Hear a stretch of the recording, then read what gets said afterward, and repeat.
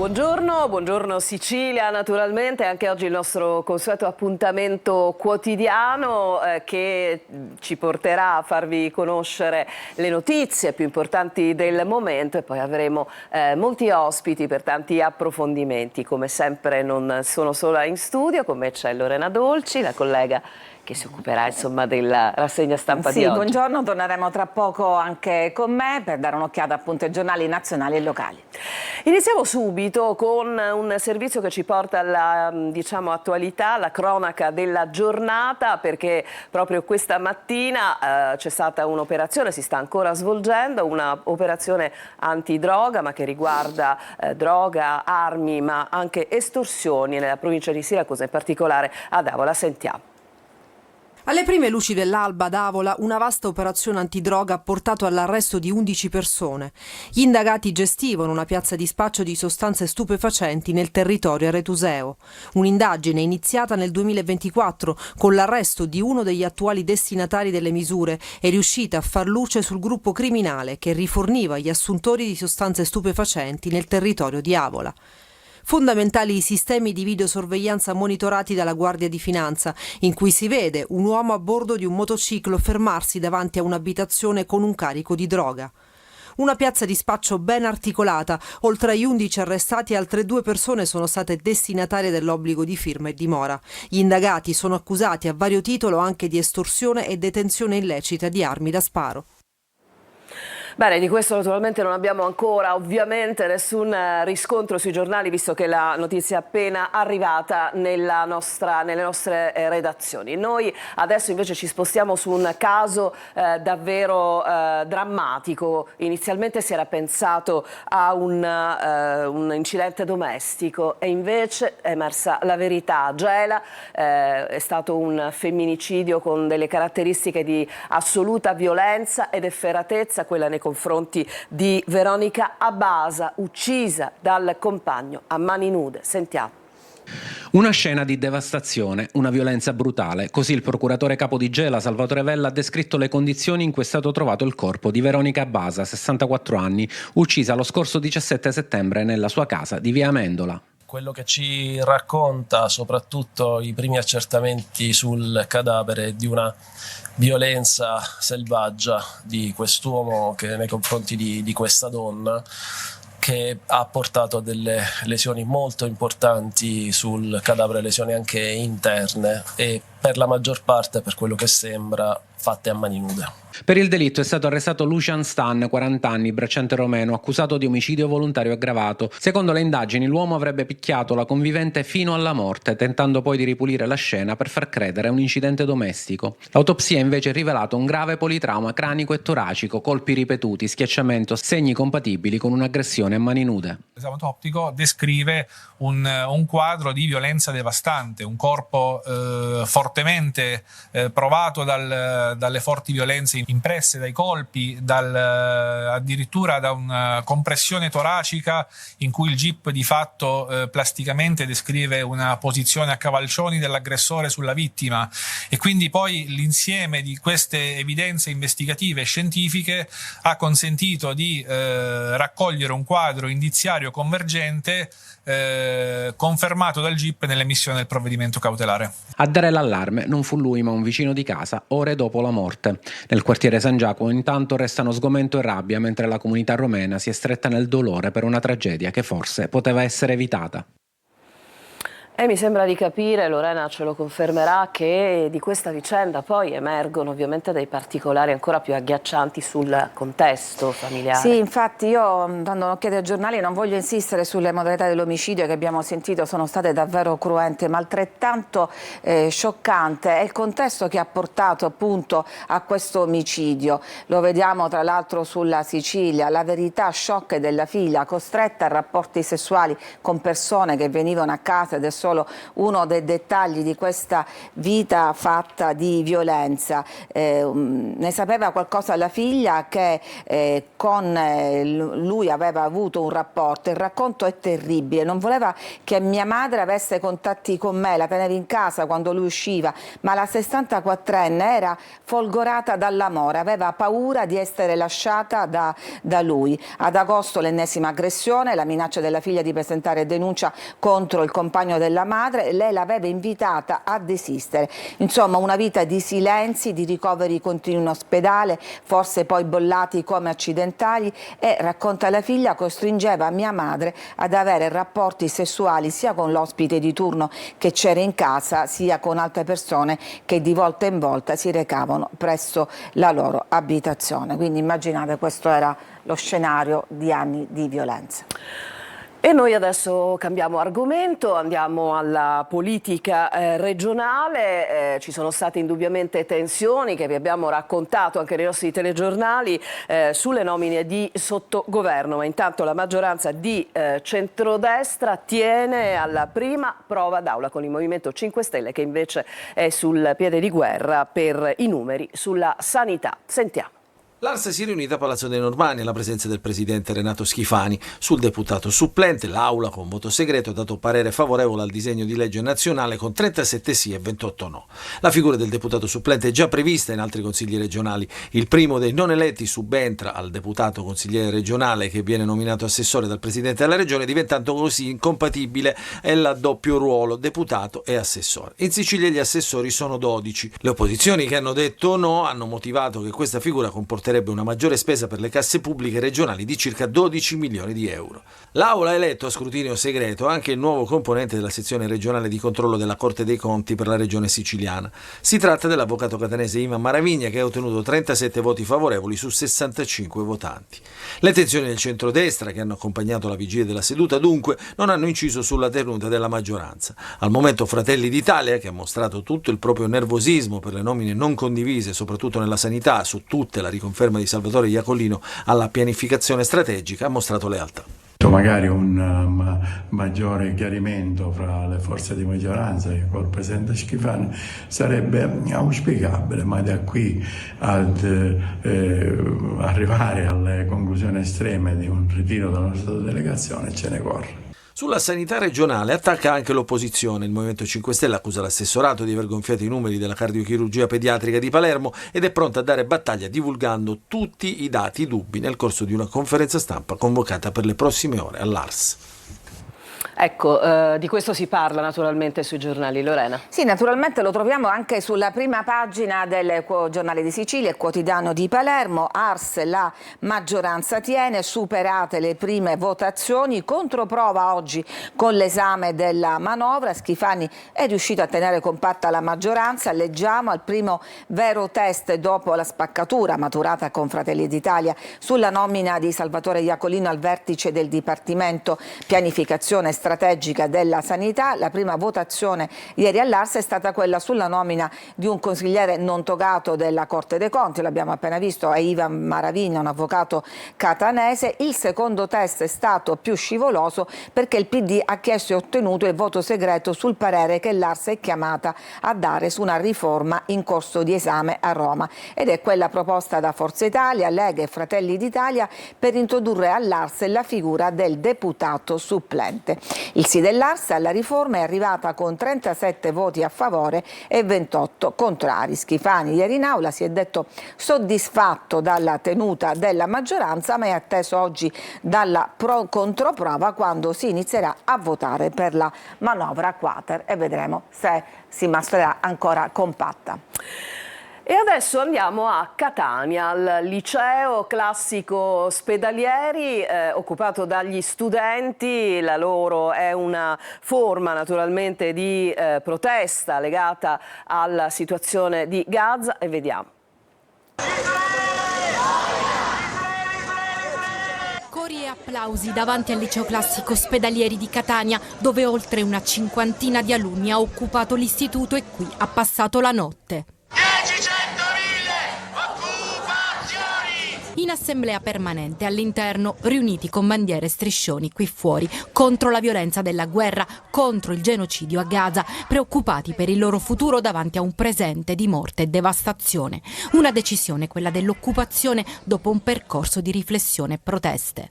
E una bandiera gigante pro-Palestina occupa il fianco dell'edificio, la vedete alle mie spalle, ancora per rafforzare il messaggio che questi ragazzi vogliono lanciare. Questa mamma ha 2 figli che frequentano la scuola. Sono molto orgogliosa del fatto che abbiano delle idee, che scendono in piazza a protestare, a far valere i propri diritti per ciò che può essere il loro futuro e per ciò che è il loro presente. Gli studenti non vogliono parlare al microfono, temono provvedimenti per chi occupa la scuola, ma hanno redatto un documento con le loro ragioni accessibile a tutti. Fuori dall'istituto anche un gruppo di docenti capitanati dalla dirigente scolastica. Noi abbiamo avuto diversi confronti con i ragazzi e sicuramente ora usciremo da questa situazione e io autorizzerò delle assemblee per poterci confrontare. Senza un lamento, ti accorgeresti in un solo momento. Cantano la guerra di Piero perché i conflitti da sempre spazzano via gli innocenti, bambini e ragazzi come loro, come i soldati che nella poesia di De André si trovano di fronte sapendo che uno dei 2 non tornerà a casa. La gente che manifesta, la gente che scende per le strade, che diventa naturalmente un fiume umano, questo è un esempio, no Lorena?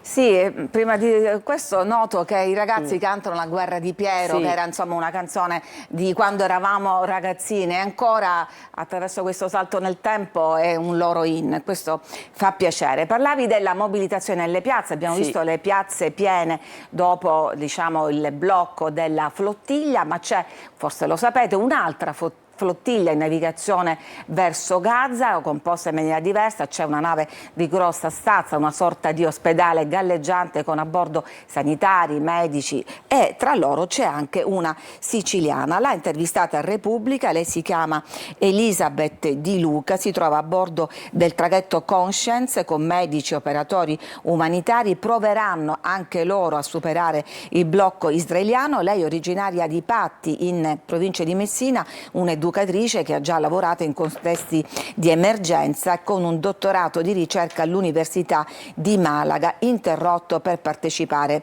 a varie iniziative di solidarietà. Le chiedono com'è il clima a bordo. Siamo tutti spaventati, dice Elisabeth, ma c'è anche grande solidarietà. Abbiamo affrontato 3 giorni di mare mosso e stavo male. Poi si è avvicinato il dottor Motaz, un altro volontario, che mi ha assistita senza doverglielo chiedere. Lui è palestinese. Ce ne sono diversi a bordo, lo sottolineo, perché stiamo andando incontro a implicazioni terribili in caso di intercettazioni. Le chiedono anche quanto vi servono concretamente queste mobilitazioni a cui abbiamo assistito, le manifestazioni pubbliche. Tanto, dice Elisabeth, servono veramente. Rispetto all'impunità di Israele abbiamo visto di tutto, ma la Sumud poteva andare peggio. Penso all'uccisione degli attivisti nel 2010. La pressione internazionale può fare la differenza. Quali sono gli scenari probabili davanti a voi? Arrivare a Gaza non è irrealistico, dice con un pizzico di ottimismo. Gli scenari peggiori invece sono tanti, dall'incarcerazione alla morte, e il governo di Israele è imprevedibile. Sappiamo benissimo a cosa andiamo incontro. Qui c'è gente che con esperienza, che ha già affrontato diverse missioni, ma non avendo la copertura mediatica della Sumud, le reazioni di Israele potrebbero essere peggiori. E poi ci racconta la loro giornata, sveglia alle 7, la giornata si divide tra meeting e attività finché non andiamo a dormire per terra, perché essendo un traghetto non ci sono letti, e questa è una frecciatina e lo spiega. Lo dico perché c'è chi dice che siamo in crociera. Allora, non ci sono al momento altri aggiornamenti dell'ultima ora, dunque Lorena, se sei pronta andiamo invece a continuare a leggere i quotidiani regionali. Certo, allora andiamo a leggere intanto le prime pagine del quotidiano La Sicilia. Massa apre ma non vuole Blair, tensioni fra Israele e Vaticano, poi lo approfondiremo. Per rimanere alle notizie locali, tregue e maggioranza, ne abbiamo parlato di questa maggioranza che si è ricompattata. La Sicilia tira fuori una degli emendamenti approvati e lo titola Oro Pro Nobis. Perché? Perché nella manovrina ben 4 milioni quasi e mezzo di fondi sono andati attentati a chiese e oratori. E poi c'è appunto il caso del femminicidio di Gela, costretta ad atti sessuali, raccontava anche la figlia, è stata uccisa a mani nude. E ancora, questo ci riguarda diciamo di striscio, ma la conclusione è completamente diversa, perché questa donna trovata morta senza vita a Formentera è stato tenuto in carcere per 3 giorni il compagno originario di Gela, ma adesso è stato scarcerato perché a differenza dell'altro questo era veramente un malore accaduto a questa donna. Vediamo invece Repubblica Palermo, dedicata appunto alla città di Palermo, ancora la manovra, soldi dell'Unione Europea dirottati sul riarmo, la regione finisce sotto accusa, una delibera destina 252 milioni del Fondo Europeo per lo sviluppo alla mobilità militare. CGIL, PD e 5 Stelle vanno all'attacco, la replica è potenziamo solo l'aeroporto di Catania. E poi retroscena, l'asse Schifani-Galvagno per evitare la crisi, strappo con i vertici di Fratelli d'Italia, vedremo più avanti cardiochirurgia, l'appello dei genitori e anche un approfondimento decreto Caivano, quel decreto che stanzia fondi e risorse per i quartieri a rischio come appunto quello alle porte di Napoli, ma riguarda tutti i quartieri periferici. Primi lavori, i presidi chiedono in particolare di salvare e di intervenire sulle scuole. Vediamo la prima pagina della Gazzetta del Sud, anche qui la manovra in primo piano, Arse 2500 emendamenti all'assalto della manovra, tiene la maggioranza sulla nomina dell'avvocato Pietro Maravigna, consigliere non togato della Corte dei Conti, nonostante 8 schede bianche. Approvato anche il parere favorevole al deputato supplente. Ora, dicevamo, la prova del 9. Entriamo nel dettaglio, ecco qui abbiamo il volto di Maravigna e di Cracolici, superati i primi test dopo le polemiche legate alla conferma di Iacolino, depositati 2500 emendamenti. E poi ci dà conto anche dell'inchiesta sull'ex presidente del Consiglio Comunale di Catania, Giuseppe Castiglione, accusato di voto di scambio a Mister Bianco. È stata fissata l'udienza preliminare per il 17 ottobre e anche sono stati ammessi a parte civile i comuni di Catania e Mister Bianco, la Regione, il Ministero dell'Interno e le associazioni Alfredo Agosta, parti civili ammesse all'udienza preliminare con 25 imputati, scaturita dall'operazione Mercurio, appunto fra l'altro per voto di scambio. Siamo ancora sulla Sicilia, l'isola devastata dei roghi, distrutti oltre 4.000 ettari, in base ai dati dell'ISPRA resta la regione più colpita per gli incendi e per le aree forestali danneggiate, maglia nera anche per quest'anno al territorio di Agrigento. E poi qui di spalle troviamo una notizia che mi incuriosisce, perché Roberta, sai bene che Catania si è candidata a capitale europea della cultura. Beh, non siamo soli, c'è una concorrente, è la città di Siracusa, non sappiamo se per una data successiva. Catania è per il 28, Siracusa prende tempo e si candida a capitale della cultura 2033. Quindi, insomma abbiamo tempo, ma tra l'altro con Catania mi sembra che ce ne siano parecchie, no? Concorrenti, al di là di quella... una dura lotta. Una fondazione lavorerà alla candidatura dopo che il Consiglio Comunale di Siracusa ha approvato la proposta. La città, ricordiamo, è inserita nella prestigiosa World Heritage List dell'UNESCO dal 2005 per la sua eccezionale stratificazione storica e culturale, ma come stratificazione, diciamo, le città siciliane sono tutte ricche. Ben ricche. Andiamo su Repubblica, lascio stare il taglio alto di cui abbiamo già parlato, seguiamo invece, come abbiamo sempre abbondantemente seguito con dovizia di particolari, la vicenda della cardiochirurgia pediatrica di Taormina. Continua purtroppo la rivolta dei genitori. Tu sei ben ferrata su questa questione. Sì, sono ferrata, ma tra l'altro per quanto riguarda, insomma, questa è la parte legata ai genitori. Oggi è prevista una conferenza stampa del Movimento 5 Stelle che invece, insomma, ha parlato dei numeri, dei veri numeri, parlerà dei veri numeri dell'ospedale civico di Palermo per quello che riguarda il reparto della cardiochirurgia. Sappiamo la vicenda, insomma, sì. Designato Taormina come Spock di Palermo. Sì, tu l'hai sempre seguita molto da vicino e sei anche molto vicina a questa vicenda. Veniamo adesso al decreto Caivano, appunto il decreto che stanzia fondi e risorse per i quartieri a rischio. Primi interventi, i presidi chiedono salvate le scuole a pezzi, cantieri a Borgonuovo, si partirà dalla bonifica di Largo GB Milman, prevista la realizzazione di campi sportivi. Qui vediamo il degrado del quartiere Borgo Nuovo in questa foto e sopra l'arcivescovo Lorefice nella chiesa danneggiata. Ma poi c'è un focus sul quartiere San Cristoforo. Il recupero dimezzato è il titolo in questo articolo della collega Rosa Maria Di Natale. La legge Caivano nel quartiere San Cristoforo a Catania porterà soldi e cantieri, ma non ovunque. Una scuola avrà un plesso nuovo di zecca, un'altra interventi importanti, la terza nulla. In mezzo la realtà di un quartiere dove la scuola è l'unico vero presidio dello Stato in una città dove un ragazzo su 4 abbandona gli studi prima del diploma, quindi non tutti sono contenti.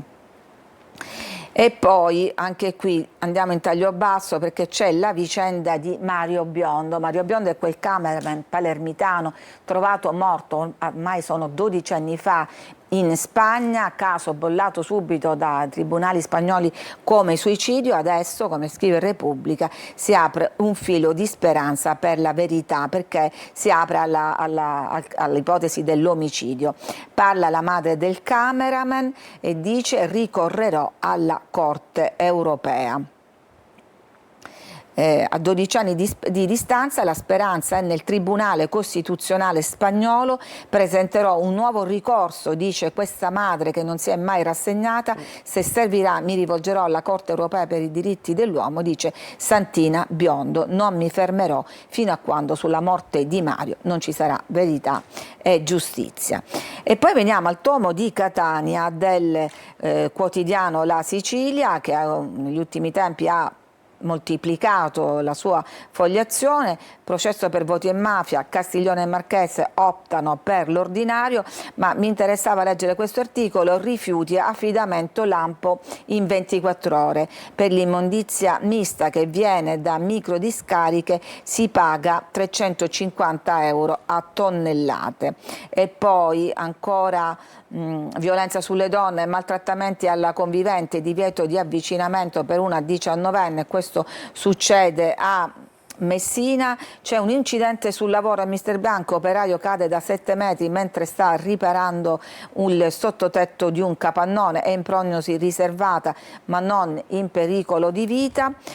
Prima di chiudere vi voglio solamente fare vedere l'apertura del sito Sicilia Web. Grosso incendio a Sciacca, evacuato il resort e minacciato anche il complesso di 4 alberghi vicino al mare. Ci fermiamo qui, a te Roberta. E diamo subito uno sguardo alla situazione del traffico cittadino a Catania. Siamo qui come sempre nel nostro ordine di passaggi su via Vincenzo Giuffrida. Mi sembra abbastanza come dire, fluido in uscita, in ingresso ovviamente c'è il semaforo. Sì. No, poi ci sono anche dei nodi, no, che restano misteriosi di per sé, perché sono proprio delle porzioni di traffico che si incrementano in un punto, ed è il punto che stiamo per mostrarvi. Vediamo un po', e in effetti questa è proprio la zona che vi mostriamo tutti i giorni, ed è il vero e proprio nodo del traffico sulla circonvallazione, che comincia da via Lodorico di Pordenone, proprio in prossimità dell'ex tondo Gioeni. Andiamo invece a visioni, devo dire, più edificanti del traffico. L'Etna, che in questi giorni si mostra in una fase di assoluta tranquillità. Che bella giornata, che bel cielo azzurro limpido, sì, di autunno, il nostro autunno. Assolutamente. E poi andiamo alla solita cartolina taorminese, eccola qua. Sembra sempre la stessa, però vi assicuriamo che è fatta è in questo momento, per cui bellissimo scenario dell'Etna anche in visione da Taormina. Adesso ci fermiamo, c'è una pausa, poi continueremo con la rassegna stampa, andremo naturalmente Lorena alla stampa nazionale e internazionale. A tra poco.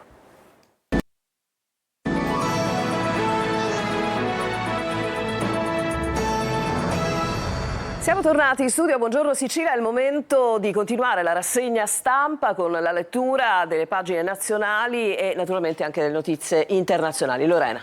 Naturalmente, perché da mesi, da anni, ormai da un paio d'anni le notizie internazionali sono l'apertura dei giornali, però vi abbiamo parlato sempre di scenari di guerra, da qualche giorno possiamo parlare di spiragli di pace, perché come sapete c'è in corso una trattativa tra i delegati, gli emissari di Hamas e Israele. Allora andiamo a vedere il Corriere della Sera, eccolo qua, Gaza, spiragli per la trattativa.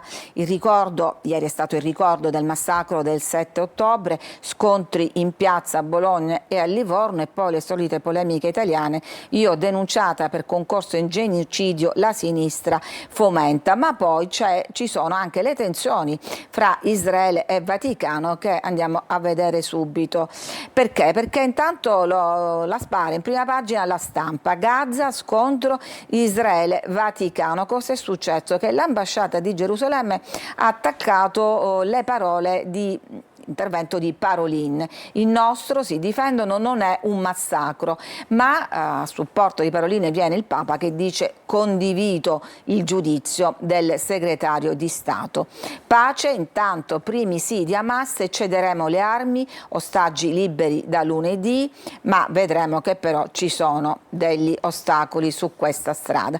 Anche Repubblica punta su questo scontro a distanza fra Israele e Vaticano. L'ambasciata presso la Santa Sede dice: Parolin, segretario di Stato Vaticano, mina la pace a Gaza, il Papa lo difende. Intanto ci sono tafferugli e qui vediamo l'esultanza di Ilaria Salis, immunità per un voto, seguita da Lite Salvini Tajani che se l'è presa con i franchi tiratori. Ma voglio vedere anche l'Avvenire, un quotidiano di ispirazione cattolica, la pace a un passo, i colloqui di Sharm el-Sheikh a un punto decisivo, ultime resistenze, Trump ribadisce che l'accordo è possibile, il Papa dice basta odio. E devo dire che non rimesta su questa polemica. Dopo le critiche di Israele conferma quanto detto da Parolin, cioè che c'è stato un vero e proprio genocidio. Eccolo qua.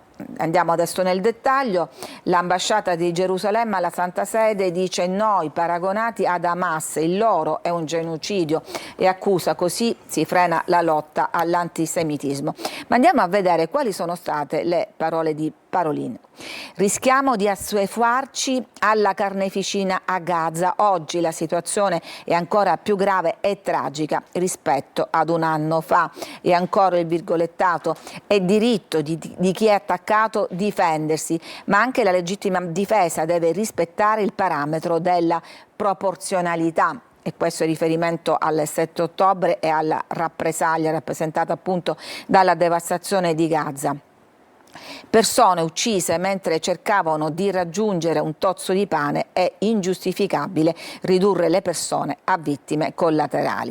La nota dell'ambasciata, l'intervista a Parolin rischia di minare gli sforzi per porre fine alla guerra a Gaza e contrastare il crescente antisemitismo. Ciò che più preoccupa è l'uso problematico dell'equivalenza morale laddove non è pertinente. L'applicazione del termine massacro è sia all'attacco genocidio di Hamas del 7 ottobre sia al legittimo diritto di Israele all'autodifesa.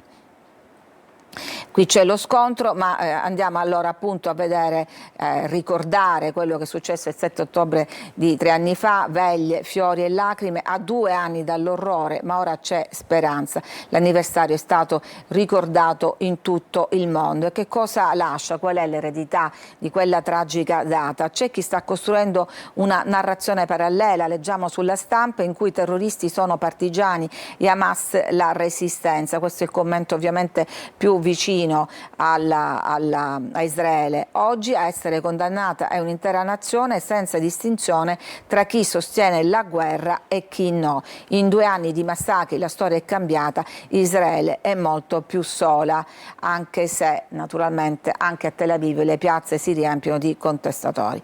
Hamas passo avanti, parliamo della trattativa per concludere la pace, i miliziani d'accordo, favorevoli a consegnare le armi, ma no a Blair, governatore della Striscia, che è uno dei fautori di questo accordo di pace. Il progresso nei colloqui in mano ai negoziatori di peso. Trump ottimista, reale possibilità di pace, Hamas vuole il ritiro completo. vediamo un'analisi, anche il piano degli USA, un buon passo, ora serve la pressione dei paesi arabi che possono spingere i miliziani ad accettare, e qui incrociamo tutti le dita. Ipotesi ostaggi liberi addirittura domenica, qui c'è una data, la leggiamo su Repubblica, resta appunto il nodo sul ruolo di Blair.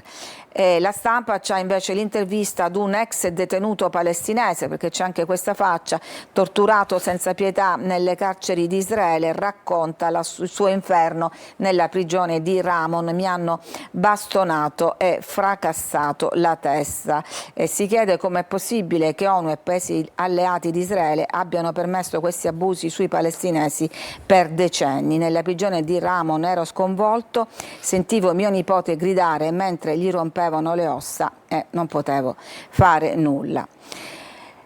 Questi sono gli orrori, e poi appunto, dicevo, sempre l'allegato delle polemiche italiane, ci accusano di complicità nel genocidio, così la sinistra fomenta il clima in piazza e la premier Meloni in TV presentata una denuncia, un portavoce della Corte dice in effetti non c'è nessun atto formale in questo senso.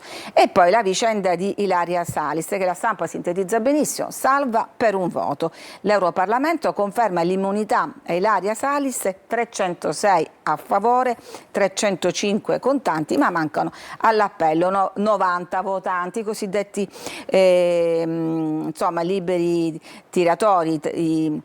Orbán dice è una terrorista e naturalmente questo spacca la destra, è divisi, Salvini accusa i forzisti, Tajani basta calunnie. Sarà difficile andare a trovare il responsabile. Restiamo ancora per un attimo sulla scena internazionale, perché c'è chi sta peggio di noi, diciamo un po' in parte gongoliamo perché eravamo noi il paese dell'instabilità, invece in Francia c'è un susseguirsi di incarichi per formare un governo, Macron è sempre più solo e tra i suoi c'è chi dice dimettiti perché appunto non riesce a fare un governo, ultimo tentativo per un governo di scopo, altrimenti nuove elezioni più vicine. E poi c'è questa vicenda di cui appunto abbiamo parlato anche nella rassegna siciliana, perché l'uomo è originario di Gela, scarcerato il compagno di Luisa, trattato 3 giorni da mostro. L'autopsia ha escluso la morte violenta di questa donna, abitavano entrambi a Formentera, l'avvocato dell'uomo dice lei stava male e appunto si è trattato appunto di un malore. C'è poi il Nobel ai padri del computer quantistico premiati con il Nobel per la fisica, non vi sto a spiegare perché non l'ho capito neanche io cosa hanno inventato, comunque il comportamento delle particelle subatomiche. In questo senso Google lancia l'AI, l'intelligenza artificiale MOD in Italia, così l'intelligenza artificiale che è ormai annunciata che cambierà il futuro e le nostre vite, cambia le ricerche sul web, cioè sarà in grado di dare risposte a domande sempre più complesse. Torniamo alla vita, alla nostra vita. Sapere che c'è questo tabù nel mondo del calcio, quello dell'omosessualità, che adesso lo viene a rompere questo calciatore, anzi ex calciatore. Il mondo del calcio è pronto ai coming out come il mio, cioè a dichiararsi omosessuali. Purtroppo in tanti mi scrivono sono gay ma ho paura di dirlo. Lui è Jakub, detto Cuba Gianco, ha cambiato vita a 29 anni, basta calcio giocato a causa di una caviglia dolorante e di un figlio lontano con cui passare più tempo. È l'unico giocatore di livello internazionale ad aver raccontato al mondo di essere gay mentre era ancora in attività. Adesso è tornato a Praga dove allena 80 bambini e dice era il mio sogno. E poi 5 piccoli borghi sfidano i giganti del vento, giù le mani dalla valle, succede in Friuli Venezia Giulia. Il progetto prevede impianti alti 200 metri e larghi 160. Dicono gli abitanti saranno come due gigantesche statue della libertà, un piano da 65 milioni sul crinale del Monte Craguenza, ecomostri che si vedranno persino da Trieste. Un'ultima notizia, strade sessiste, lo vediamo, è sempre sotto i nostri occhi questi cartelli. Fratelli d'Italia lancia questa crociata, chiede di eliminare i divieti sui cartelloni pubblicitari, Malan basta censure, l'opposizione insorge, donne mercificate, cioè Fratelli d'Italia insomma non vuole più mettere paletti, mentre la pubblicità, sappiamo, utilizza sempre più spesso, non l'ha mai smesso di fare, il corpo delle donne per veicolare dei prodotti. Lorena, allora, noi ci vediamo tra un po' con altre notizie e ci fermiamo adesso per una pausa. Subito dopo inizieremo ad avere i nostri ospiti. Il primo argomento ci porterà a capire, a comprendere il ruolo della Sicilia, ma non soltanto, nel tempo dei superdazi. A tra poco.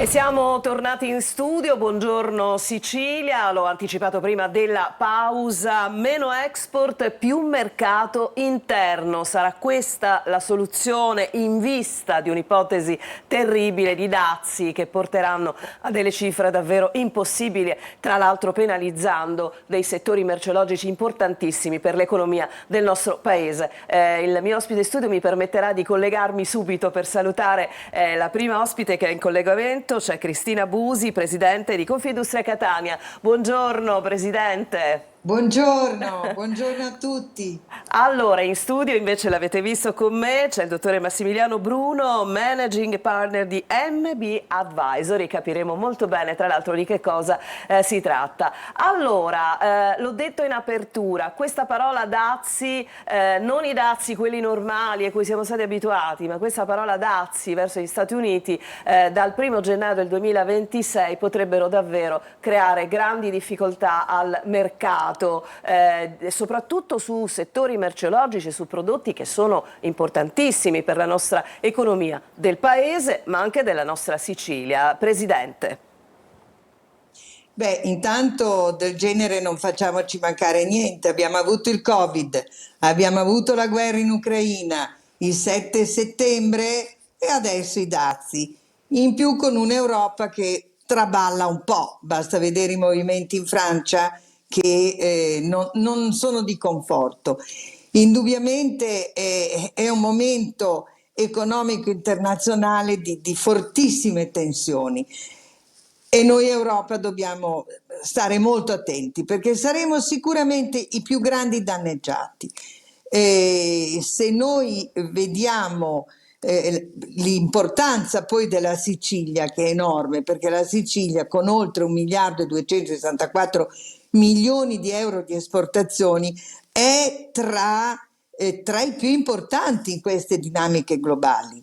Non siamo ai margini, perciò siamo veramente una parte integrante del commercio mondiale e ogni misura restrittiva ha un impatto enorme e diretto sul nostro tessuto produttivo.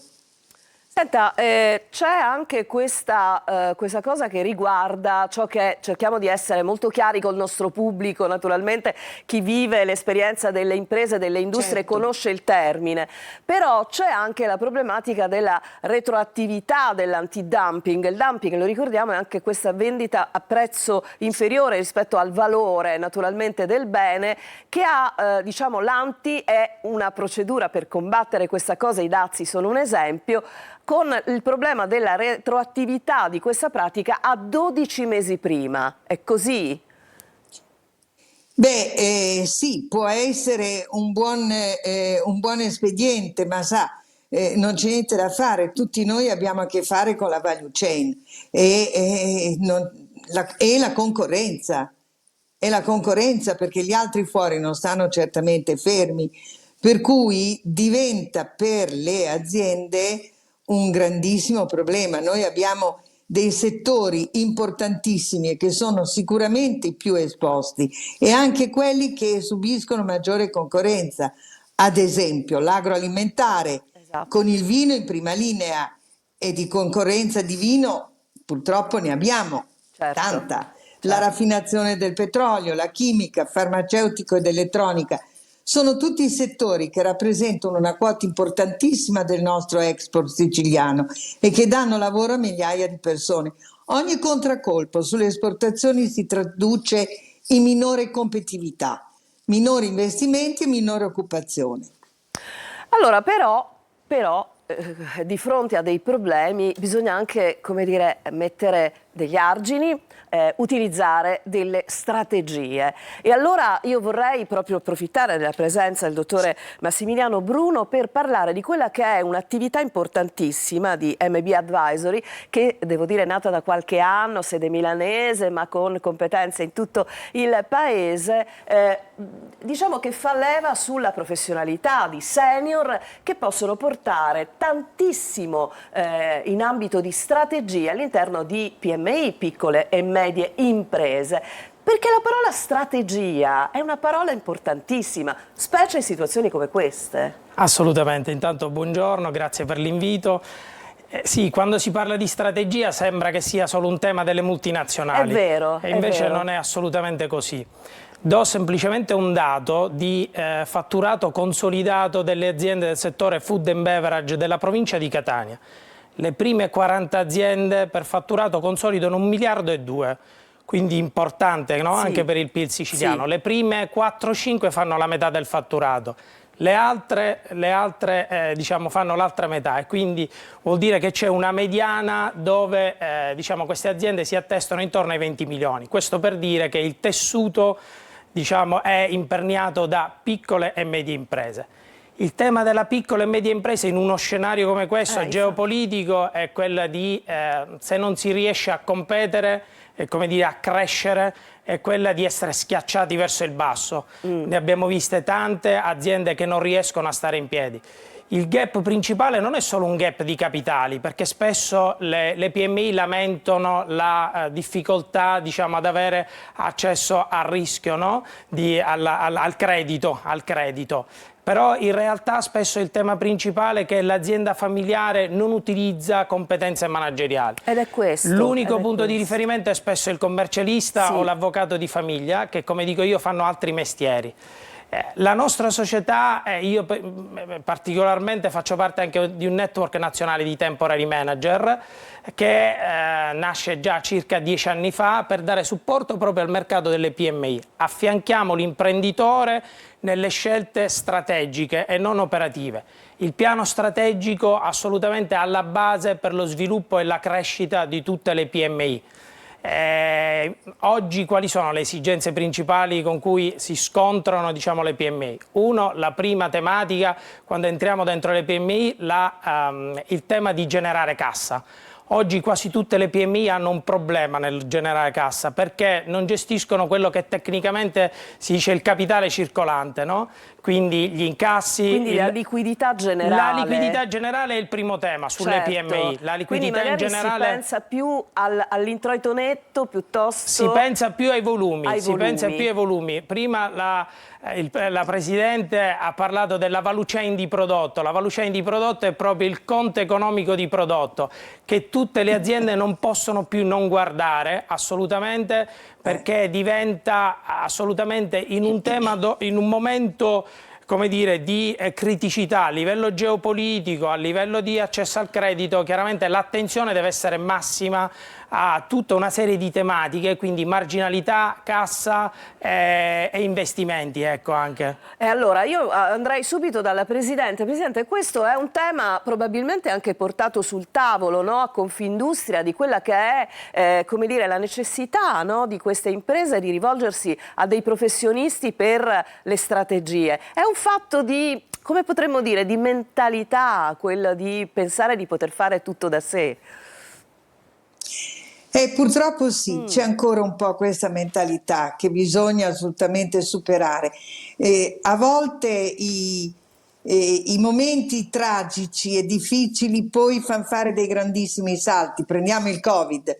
Il Covid ci ha insegnato tutti a lavorare a distanza senza dover prendere 40 aerei e comunque interloquire col mondo intero.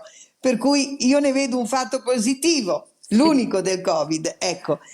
E chissà che questo discorso dei dazi ci faccia fare un bel salto tutti quanti alla pari, in maniera che anche le aziende, le piccole e le medie imprese che non sono ancora adeguate si adeguino. Certo che è un nostro preciso dovere come Confindustria cercare di portare tutti a questo sviluppo e a questa unione, perché in effetti uniti ce la facciamo.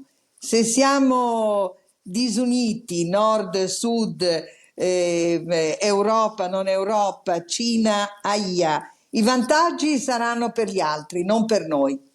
Lei è ottimista da questo punto di vista? Questo essere uniti? Io molto. Io molto, perché noi Italia e soprattutto la Sicilia abbiamo sempre dato dimostrazione che nei momenti difficili siamo sempre riusciti a studiare, a migliorare, a seguire il progresso, e lo dimostrano anche recentemente i dati del Sud. I grandi marchi rallentano un po' in situazioni come questa, quindi grandi possibilità invece, come dicevamo, per le piccole imprese, quelle che agiscono sul territorio, è vero dottore Bruno? Sì, da un'indagine di Nielsen con dati year to date agosto 2025 emerge che sul canale della grande distribuzione nell'area 4 Nielsen, quella appunto delle isole, crescono di più i piccoli marchi e le cosiddette private label. Questo testimonianza del fatto che c'è comunque una forza del brand della sicilianità, quindi il consumatore oggi apprezza assolutamente il prodotto. Chiaramente Nielsen analizza soltanto il canale cosiddetto moderno. Il canale tradizionale, quello del cosiddetto del fuori casa, non è misurato. Ovviamente, diciamo, per fare un'analisi complessiva di quelle che sono le tendenze dei consumatori dovremmo analizzare un po' tutti e due i canali, però sicuramente è abbastanza significativo questo perché chiaramente i consumi principali sono quelli del largo consumo, nel canale del largo consumo, e questo indicatore già è abbastanza significativo dell'importanza dello spingere sull'azienda locale, che dà un impulso e un imprinting diciamo anche poi diciamo nei consumi appunto dei consumatori. Appunto questo emerge in maniera molto chiara perché c'è una crescita di circa un mezzo punto in più rispetto alla media nazionale. Questo è importante soprattutto in una situazione in cui oggi diciamo anche Nielsen nelle ultime analisi ha evidenziato tutta una serie di tendenze sia sui volumi ma anche sulla crescita dei prezzi, che evidenzia dove la frequenza di acquisto da parte dei consumatori aumenta, però lo scontrino medio un po' si riduce. E quindi questi sono degli aspetti fondamentali per andare a stipulare un piano strategico. Un'azienda, una piccola industria non può tenere in considerazione di quella che è l'analisi di mercato del settore di riferimento, assolutamente. Presidente Busi, invece le grandi imprese, no? Che ovviamente la grande madre Confindustria raccoglie grandi industrie e grandi imprese, come si difendono, come si difenderanno tra resilienza e opportunità? Beh, le grandi imprese, devo dire la verità, hanno già da tempo delle soluzioni in casi di emergenza e riescono sempre, magari perdendo qualche penna, ma nel grande numero poi alla fine ci si salva. Noi vediamo che come nostri prodotti abbiamo la tranquillità del consumatore, che questa è una certezza. Le imprese hanno bisogno di sicurezza, di chiarezza e di tranquillità. Certo che in un momento turbolento come adesso è difficile.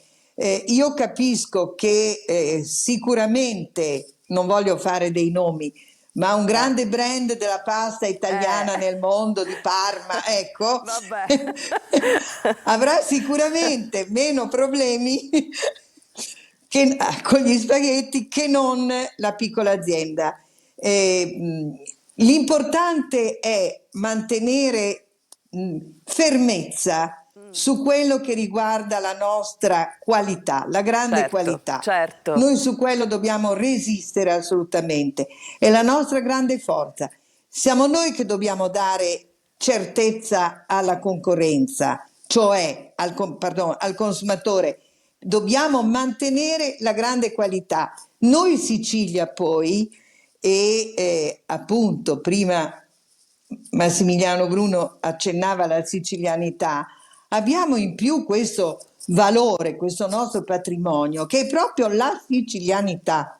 Certo, certo. E questa cosa della qualità, Presidente, è fondamentale, no? Ricorrere fondamentale. Rappresentare la qualità è già uno stigma di possibilità di salvezza in un momento difficile e peraltro, lo dico col dottore Bruno che è qui, l'idea di rivolgersi a chi può aiutare le aziende che sono lì per implodere. C'è anche la possibilità di tirarle fuori dal baratro attuando le giuste strategie. Esistono i professionisti. Assolutamente. Quindi la invito a, come dire, a una chiusura proprio su questo fatto. Sì, esistono i professionisti, diciamo oggi il mercato italiano si è aperto a queste nuove figure manageriali, si è aperto all'advisory, che oggi diciamo, ha portato anche a un grande fermento nel mercato cosiddetto dell'M&A.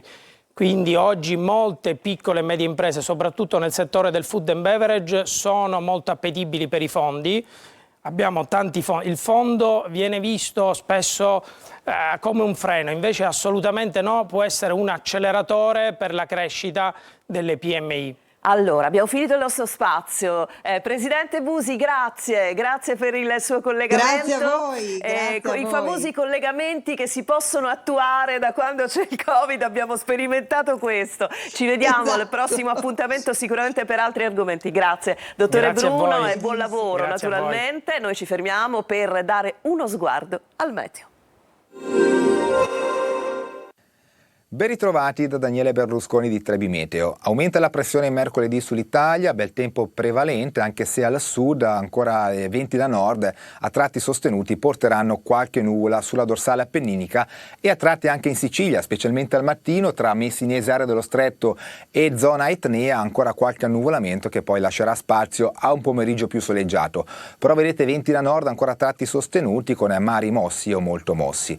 Temperature stazionarie e un lieve ripresa, massime intorno ai 22-24 gradi su gran parte delle località.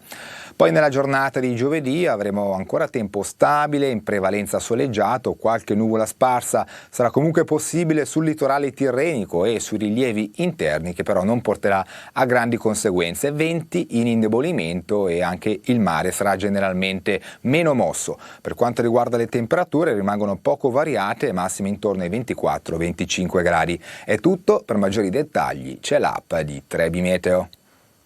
Tornati in studio, buongiorno Sicilia, oggi apre una porticina, una tematica della quale devo dire la verità, ieri in qualche modo ci siamo occupati ma soltanto in una porzione con l'endocrinologo, il professore che ci è venuto a trovare ieri, abbiamo parlato anche del cambiamento del corpo in termini naturalmente di volumi, di misure della donna nel periodo della menopausa. Oggi invece la parola menopausa impera perché parliamo di un libro che in qualche modo salve, buongiorno a Elisa Caruso, ginecologa che diciamo ha messo su questo progetto di libro che vediamo ovviamente, ne vediamo la copertina, è Cambiare insieme, guida di coppia alla menopausa.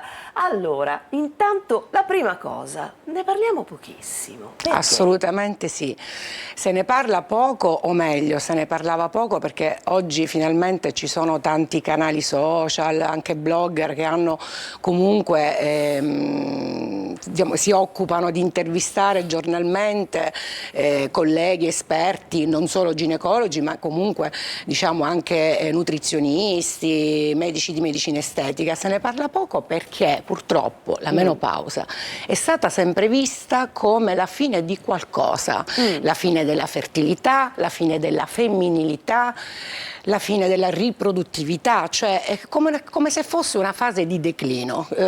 Consideri che il 52% delle donne non parla di menopausa per vergogna, perché ha proprio il timore, la vergogna di parlarne anche con le amiche, quindi anche col ginecologo un pochino stenta a parlarne, cioè sono io che magari estrapolo delle cose, ci faccio delle domande, perché è ancora considerato un argomento tabù. Per questo io ho scritto anche il libro, per normalizzare proprio il dialogo della menopausa e aiutare tutte queste donne che vivono purtroppo questa fase fisiologica, e ribadisco fisiologica, della vita in maniera naturale e soprattutto con serenità, ma devono essere informate, perché molte di loro non ne conoscono né i sintomi, diciamo quelli immediati, cioè noi siamo abituati ad associare molto spesso la vampata.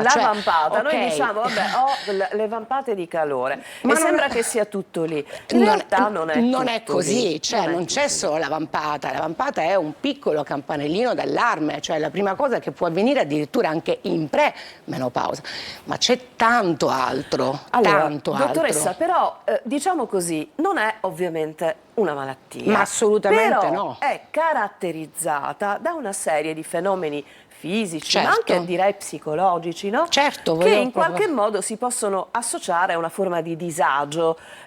Possiamo dire quali oggettivamente sono, posto che poi esistono anche dei fenomeni che scompaiono con il tempo, no? Voglio appunto dire questo. Allora, intanto la menopausa fisiologica, abbiamo appunto detto che non è una malattia, avviene tra i 45 e i 55 anni, può avvenire anche prima, parliamo di menopausa prematura o precoce, o addirittura dopo, e parliamo di menopausa tardiva.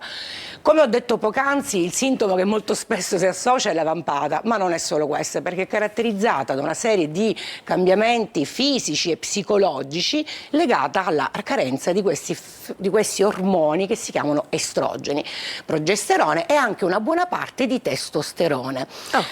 Quali sono questi sintomi? Allora, ecco. Allora, quindi signore che ci ascoltate, se avete questi sintomi, tranquille, è un passaggio della vita. Fisiologico della vita.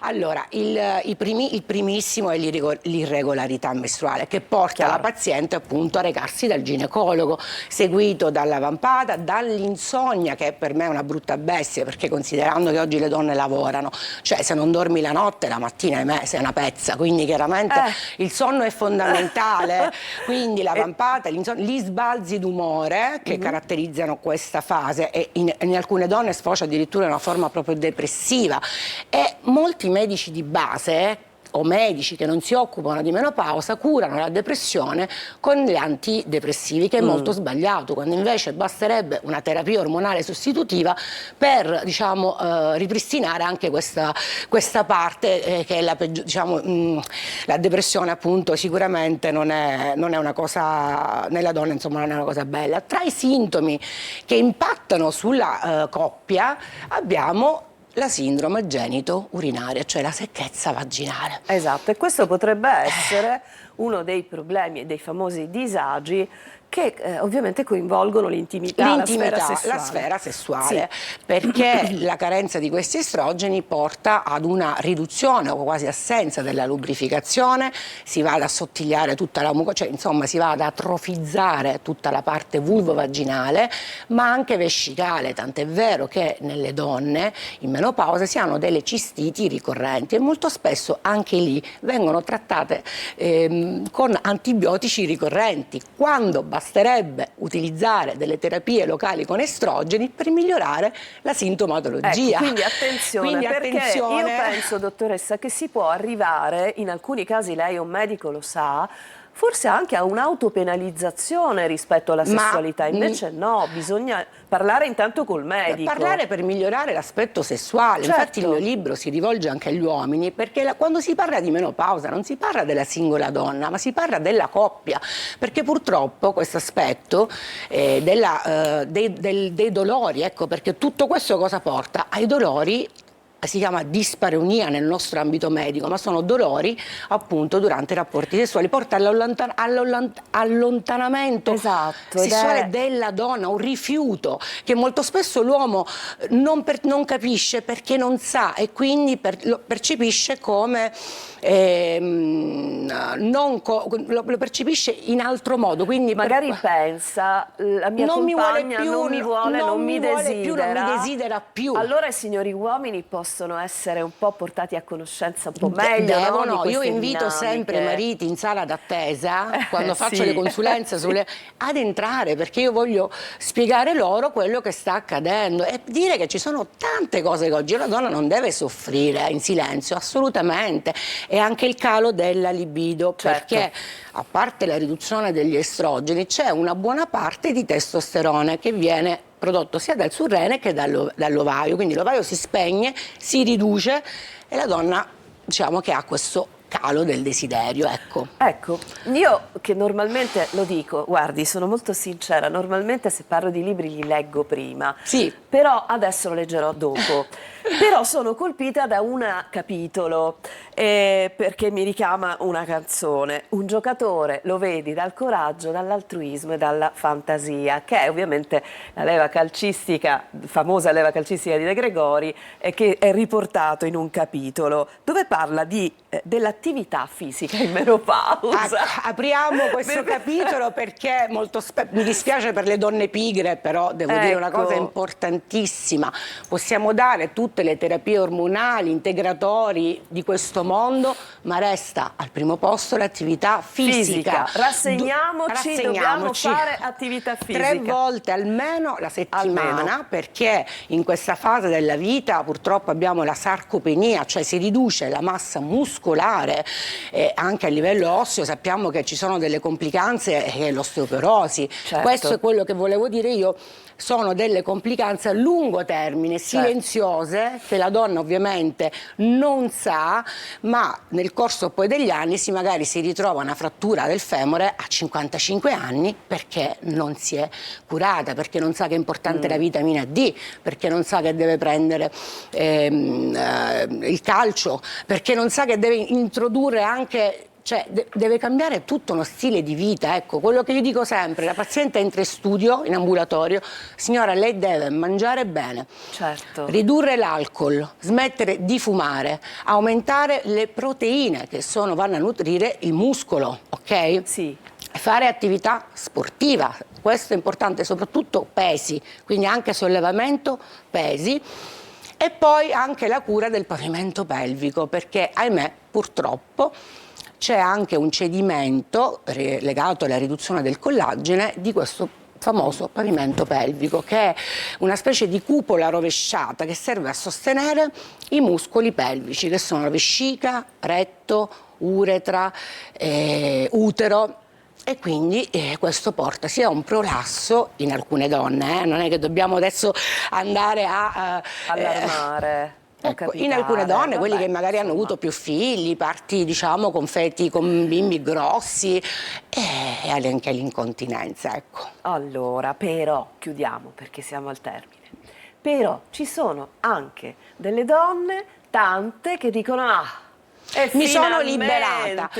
Certo, no, ma infatti quello che voglio dire, tante donne che hanno avuto mestruazioni abbondanti, dolorose, e finalmente si liberano, ma anche la paura della gravidanza stessa, c'è una liberazione, ci liberiamo di questo terrore della contraccezione, insomma, quindi dobbiamo viverla sicuramente bene e soprattutto andare da persone che sono specializzate in questo campo, perché abbiamo tante soluzioni.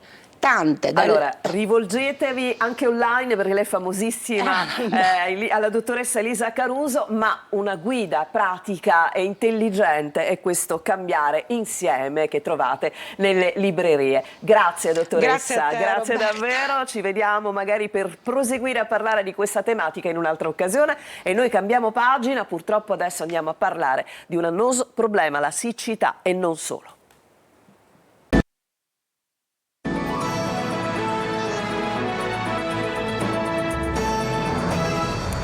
E bentornati, apriamo un'altra pagina qui a Buongiorno Sicilia, ci colleghiamo con Giuseppe Amato, responsabile delle risorse idriche per Legambiente Sicilia. Buongiorno, dottore Amato. Buongiorno a voi.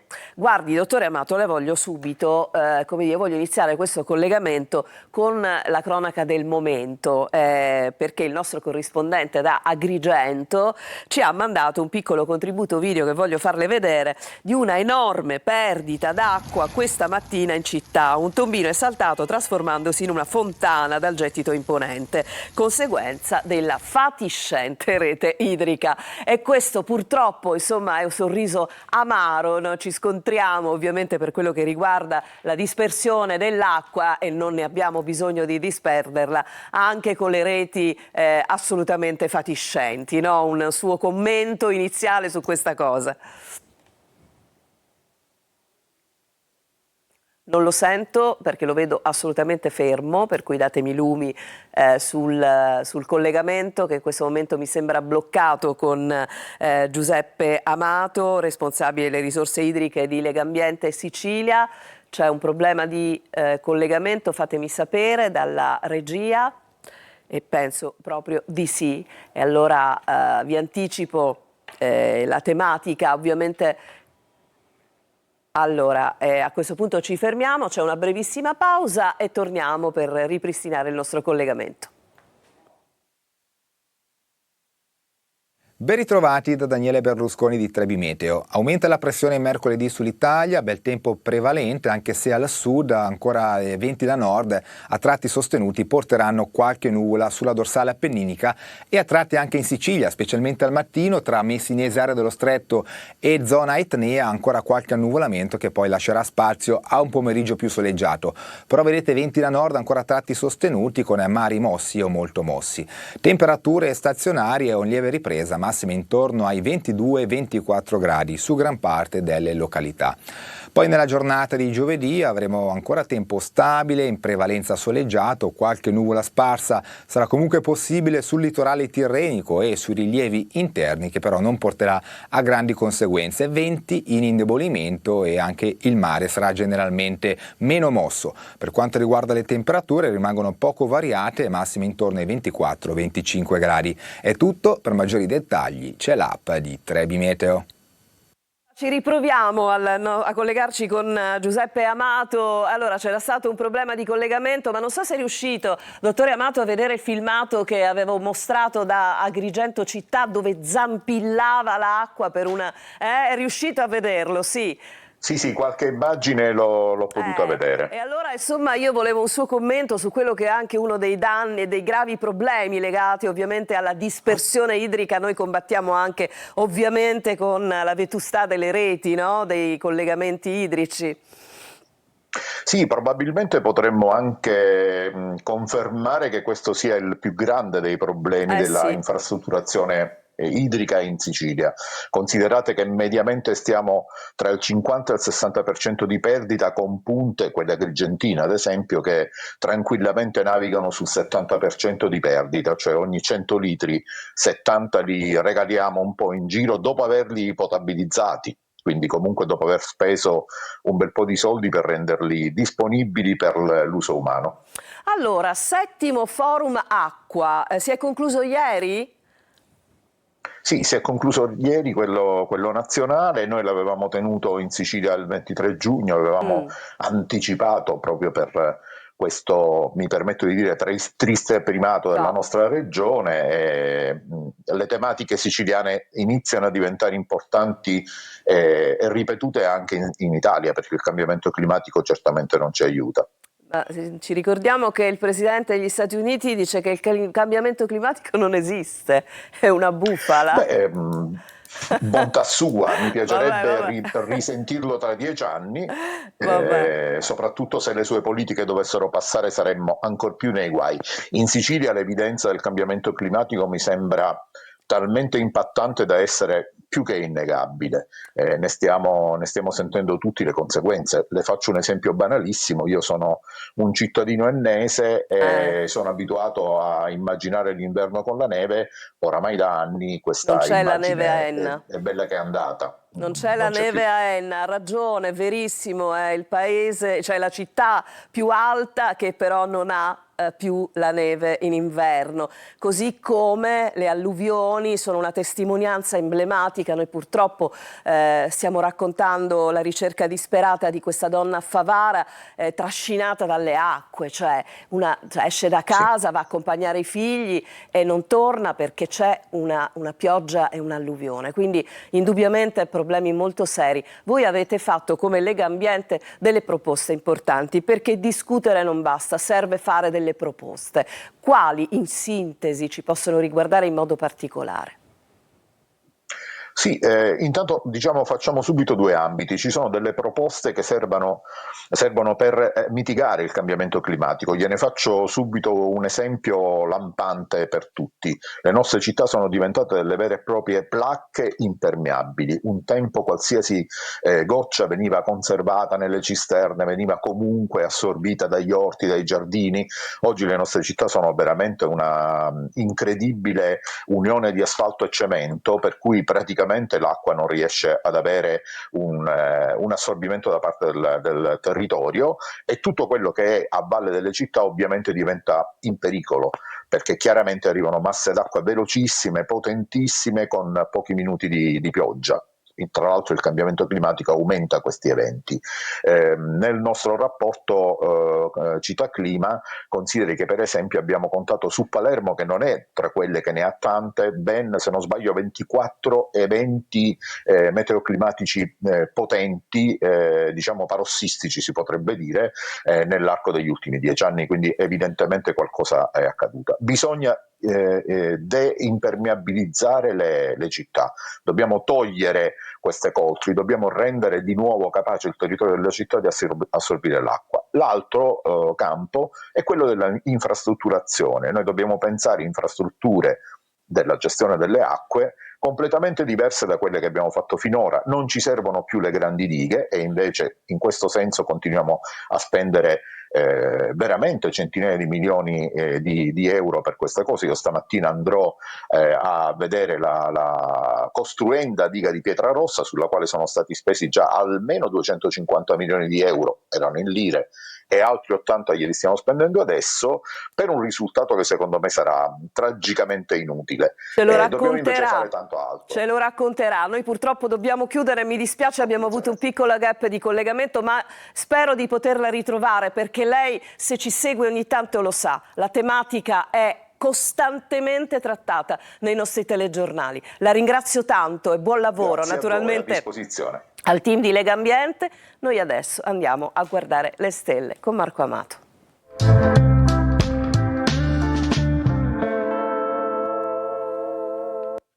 Allora, collegamento ok con Marco Amato? Dammi un cenno, Marco. Buongiorno. Oh. Buongiorno, collegamento ok, quindi passiamo di amato in amato. Ah, va bene, è vero, guarda, non ci avevo fatto caso. Allora, oggi parliamo di un'altra artista, un altro cantante, ieri Cremonini se non ricordo male. Oggi parliamo della grande Giorgia, è un grandissimo momento per lei. Tra Giorgia mi lega un qualcosa di particolare, perché ho diviso con lei un numero, un primato che per me significa tanto, e per questo volevo ringraziare Karim. Dunque, Giorgia è una toro. Toro è segno di Venere, Toro è segno della bellezza. Rinasce Giorgia con questo suo album che si chiama G, appunto una celebrazione un po' di se stessa, un po' della sua carriera, come a volersi restituire un qualcosa di bello, di importante. Dopo 3 anni di assenza finalmente torna con questo suo nuovo album. Il 7 novembre uscirà. E quindi cosa accade nel cielo zodiacale di Giorgia e del Toro? Mi piace sempre descrivere la donna Toro come uno dei camei di quell'immenso libro che è 100 anni di solitudine di Gabriel García Márquez. Quando lui scrive di una tale bellezza femminile, è anche chiamata Remedios la bella.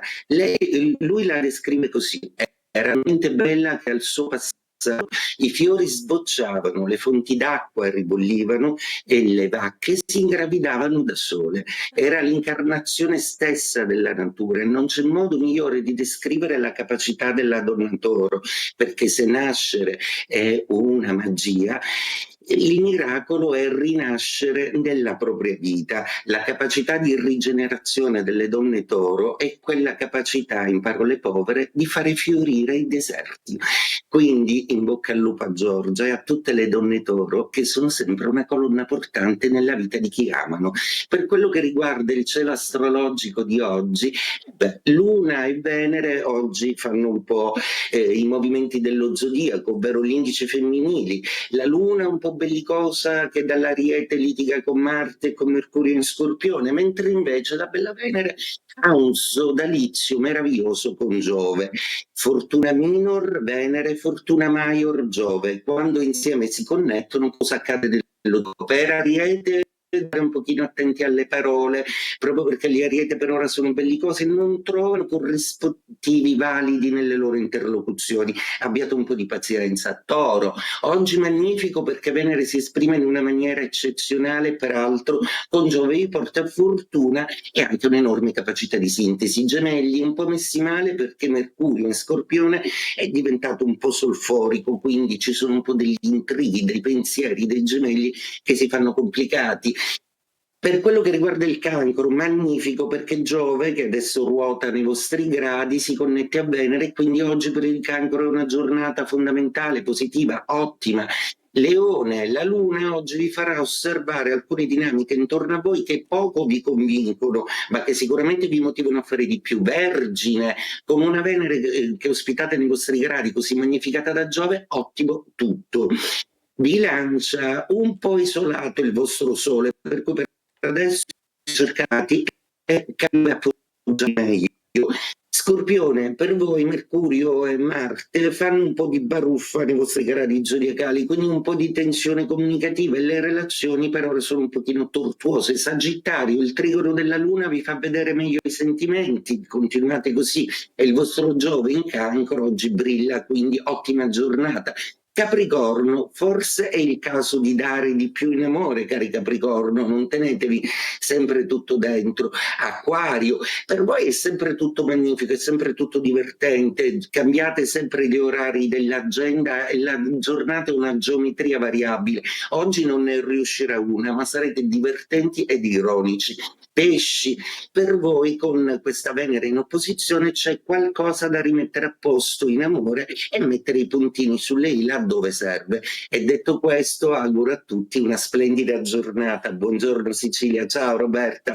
Ciao Marco, chiudiamo velocemente, siamo un po' in ritardo con Lorena che ha trovato la notizia di chiusura di oggi. Sì, una notizia che ci immerge un po' nella natura con il Foliage Express. Il foliage è quella particolare colorazione delle foglie dei boschi proprio in questo momento autunnale, ma la curiosità è che dobbiamo leggere addirittura sul New York Times che esiste un treno in Italia, quello che porta da Domodossola al Lago Maggiore, 2 ore per 52 chilometri, che è un viaggio, un'esperienza meravigliosa che ci immerge in questi colori e che forse potremmo ritrovare anche, pensiamo alla nostra Circumettenea, che è anche quella una ferrovia a scartamento ridotto, e potremmo anche ritrovare e ripercorrere nei nostri boschi. Grazie Lorena, grazie a tutti voi per averci seguito, buongiorno Sicilia, torna domani alle 8.